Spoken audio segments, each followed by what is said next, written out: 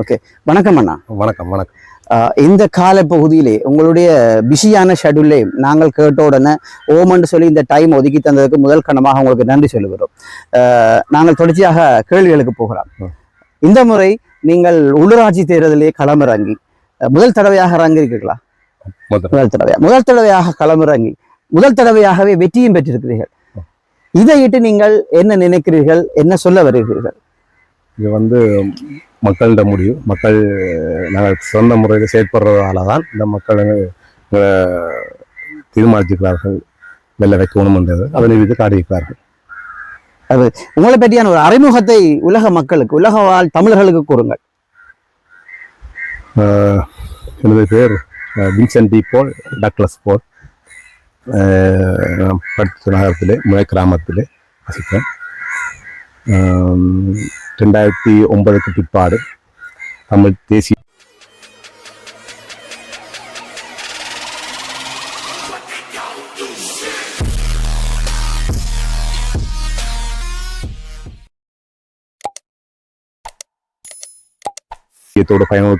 பயணிக்கணும் என்ற நிலைப்பாட்டில் இருந்தேன்னா கயந்திரமார் அண்ணா தலைமையில் இத்தவரைக்கும் பயணிக்கிறோம். கொள்கையோட உறுதியோட பயணிக்கின்றோம்.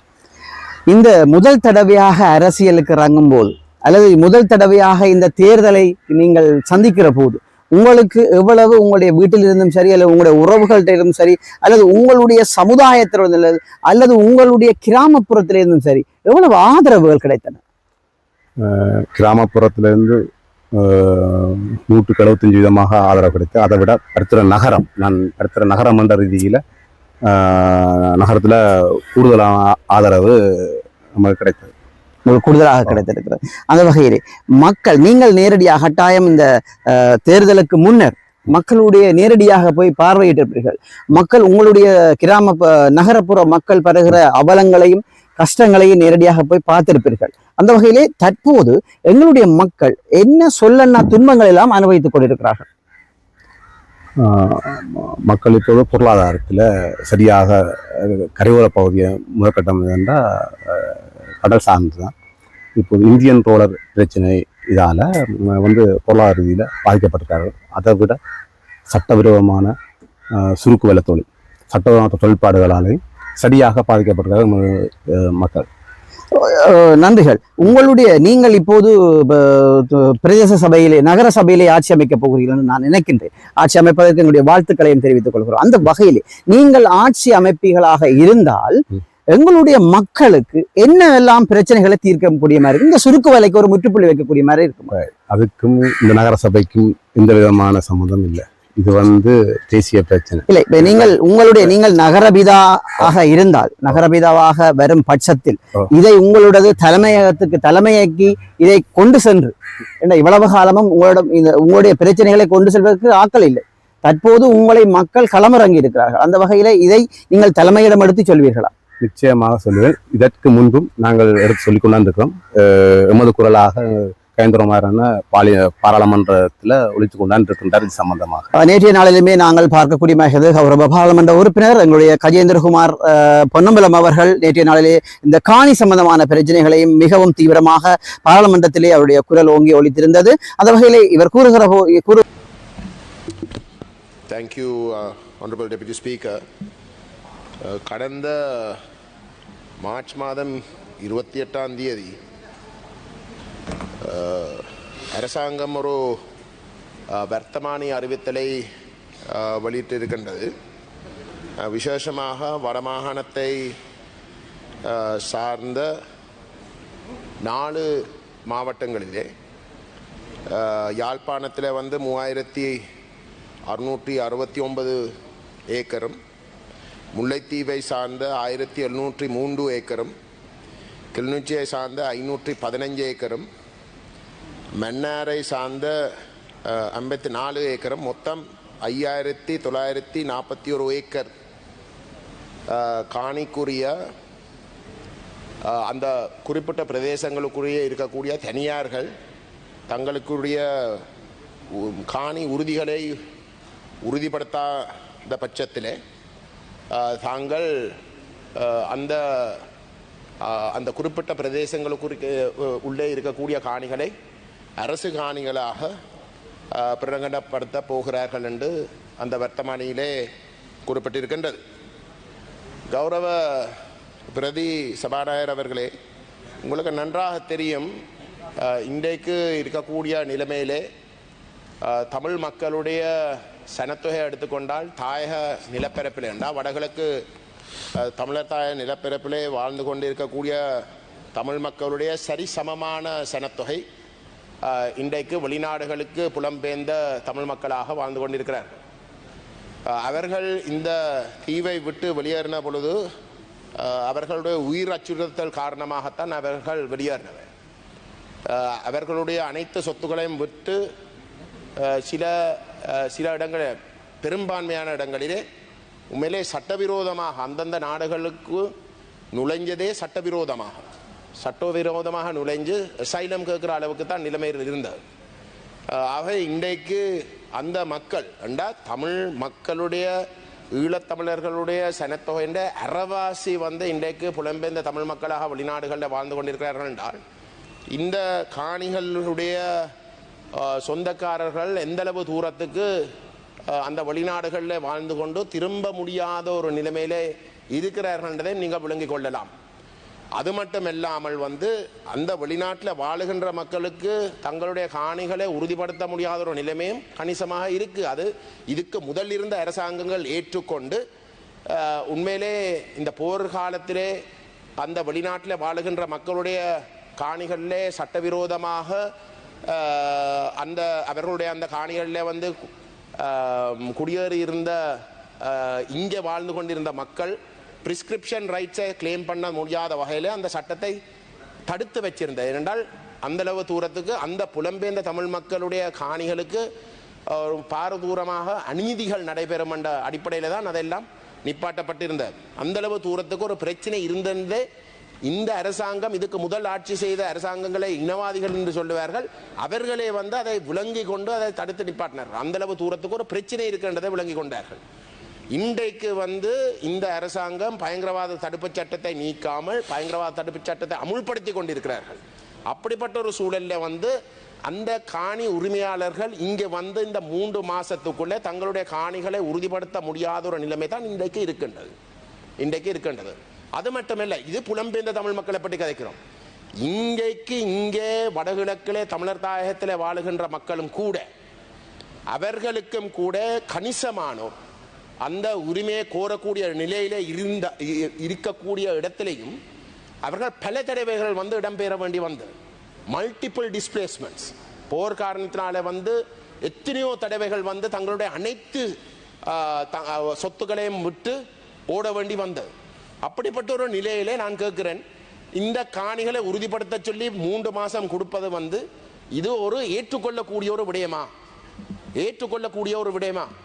இந்த காணி சம்பந்தப்பட்ட விடயங்கள் முற்றுமுழுதாக தமிழருடைய இனப்பிரச்சனையோட அடிப்படை காரணம் என்றது விளங்கிக் கொள்ள வேண்டும். இது இந்த அரசாங்கத்துக்கு தெரியாது சொல்றீங்களோ? அப்படிப்பட்ட ஒரு நிலையிலே இந்த தமிழர்களுடைய காணி சம்பந்தப்பட்ட விஷயத்தை இந்தளவு தூரத்துக்கு ஒரு நியாயம் இல்லாத வகையிலே ஒரு கெசட் மூலமாக 3 மாத கால அவகாசத்தை வழங்கி அவர்கள் இதை உறுதிப்படுத்தாவிட்டால் அது அரசு காணியாக பிரகடனப்படுத்த போகிறார்கள் என்று சொல்வது திட்டமிட்ட வகையில் அந்த காணிகள், அந்த மக்களுடைய காணிகள் அனைத்துமே தாங்கள் பறித்து, சட்டவிரோதமாக பறித்து, இயற்கை நீதிக்கு முரணாக பறித்து அந்த காணிகள் அனைத்தையும் குடியேற்றங்களுக்கு பயன்படுத்த போகிறார்கள் என்று நான் பொறுப்போடு கூறுகின்றேன். குடியேற்றங்களுக்கு பயன்படுத்த போகிறார்கள் என்றதுதான் உண்மை. இது ஒரு இந்த அரசாங்கம் விஷயம் விளங்காமல் ஒரு தவறாக அவசரப்பட்டு செய்கிற ஒரு விஷயம் அல்ல. நான் இதுக்கு முதலும் பல தடவைகள் இந்த பாராளுமன்றத்தில் வெளியிலேயும் சுட்டி காட்டி வருகிறேன்.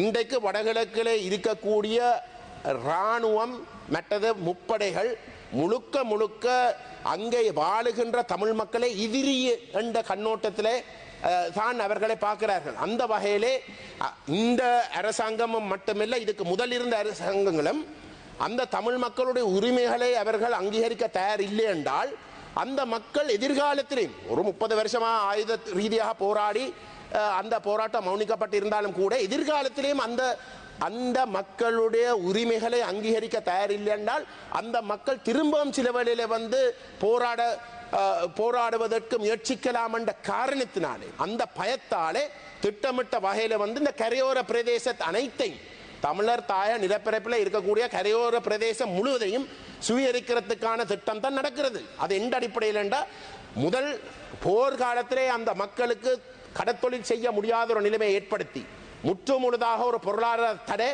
கடத்தொழில் தடை 30 வருஷங்களுக்கு மேலாக மேற்கொண்டு அந்த மக்கள் முழுமையாக தங்களுடைய வாழ்வாதாரத்தை இழக்கிற அளவுக்கு தங்களுடைய வாழ்க்கை நடத்த முடியாத அளவுக்கு ஏழை தன்மைக்கு அவர்களை இருக்கிறார்கள். அந்த வகையில் அந்த மக்கள் இந்த மண்ணில வாழ முடியாதுன்னு சொல்லி வெளியேறுகிறார்கள்.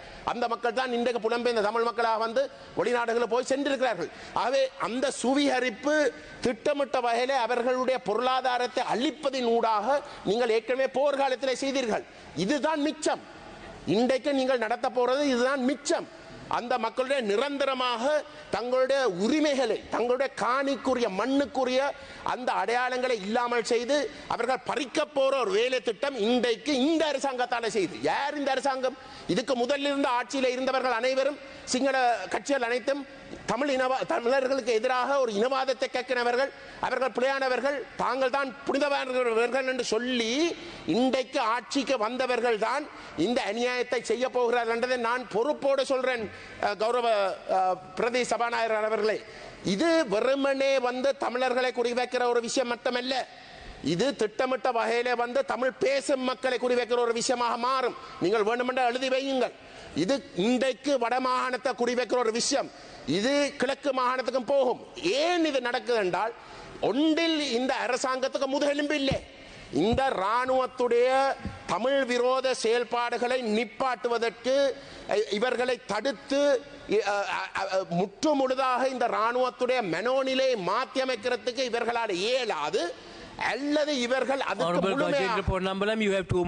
அல்லது இவர்களும் இந்த அரசாங்கமும் இந்த இராணுவத்துடைய மிக மோசமான இனவாத செயல்பாடுகளுக்கு துணை போகின்ற வகையில் முற்று முழுதாக உடந்தையாக அவர்கள் செயல்படுறதாக மட்டும்தான் நாங்கள் இதை பார்க்கலாம். ஆகவே கௌரவ பிரதி சபாநாயகர் அவர்களே, இந்த அரசாங்கம் இந்த தேர்தலிலே வடகிழக்கிலே தமிழர் தாயகத்திலே சந்தித்து இருக்கின்ற பாரிய பின்னடைவை சரியான கோணத்தில் விளங்கிக் கொள்ள வேண்டும். இந்த தெளிவான செய்தியை இந்த அரசாங்கம் இன்றைக்காவது விளங்கி கொண்டு இந்த வர்த்தமானியை உடனடியாக ரத்து செய்ய வேண்டும் என்று நான் கேட்டுக்கொள்ள விரும்புகின்றேன். காணி சம்பந்தப்பட்ட விடயங்கள் தமிழருடைய அடிப்படை பிரச்சனை சம்பந்தப்பட்ட விடயங்கள்.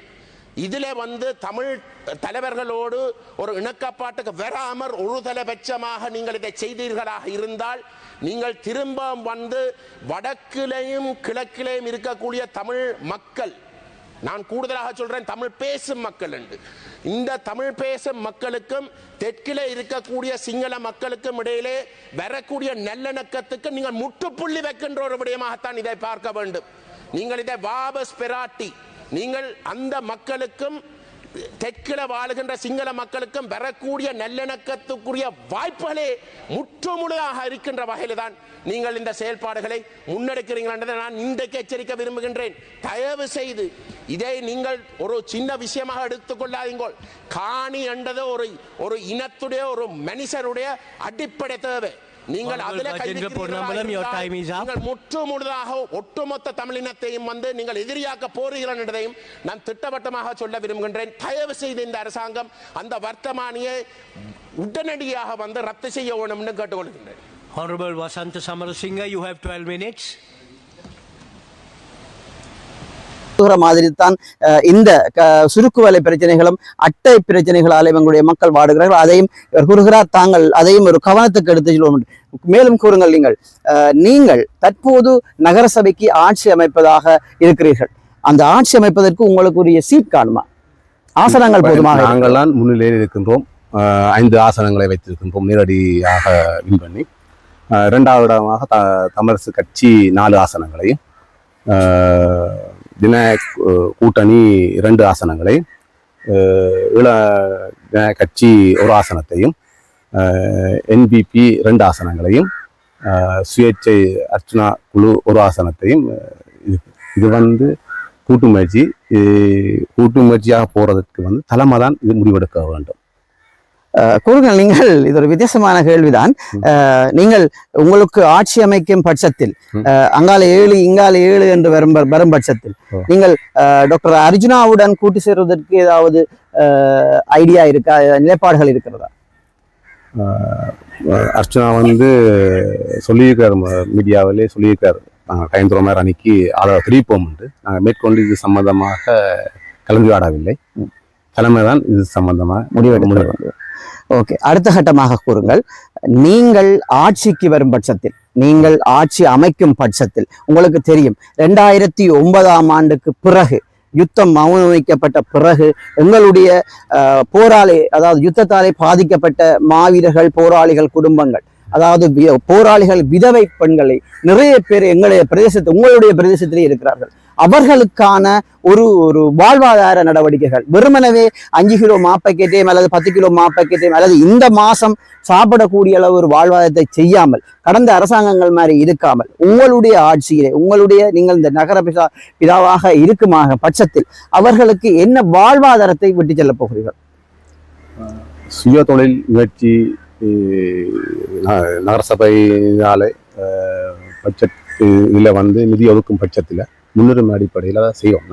சபையில் மனதாக நிறைவேற்றி வாழ்வாதார, சும்மா நீங்கள் சொல்கிற மாதிரி 5 கிலோ 10 கிலோ மாவை கொடுத்து யோசனம் இல்லை. அதுக்குரிய தொழில் முயற்சிகளை, சிறு தொழில் முயற்சிகளை உருவாக்கும். ஒரு கட்டாயம் நாங்களும் அதைத்தான் எதிர்பார்க்கிறோம். என்னென்னு சொன்னால், எங்களுடைய யுத்தம் மௌனிக்கப்பட்ட பிறகு எங்களுடைய நிறைய முன்னாள் போராளிகள் ரோட்டில் நின்று இந்த இடத்திலே சண்டை பிடிக்கிறார்கள், அல்லது ஒரு தவறான தொழில் செய்கிறார்கள், அல்லது ஒரு வேறு இடங்களில் இருக்கிறார்கள் என்றால் அது கூடுதலாக பேசும் பொருளாக இருக்கிறது, போராளிகளாக இருக்கிறார்கள். அது எல்லாரும் அல்ல, ஒரு சிலர்கள் அப்படியான இடத்தில் இருக்கிறார்கள். காரணம் அது வறுமையாக இருக்கிறது, அவர்களுக்கு சரியான தொழில் வாய்ப்புகள் எல்லாம் இருக்கு. அந்த வகையிலே மக்கள் இன்று உங்களுக்கு மக்கள் ஆணை வழங்கி இருக்கிறார்கள்.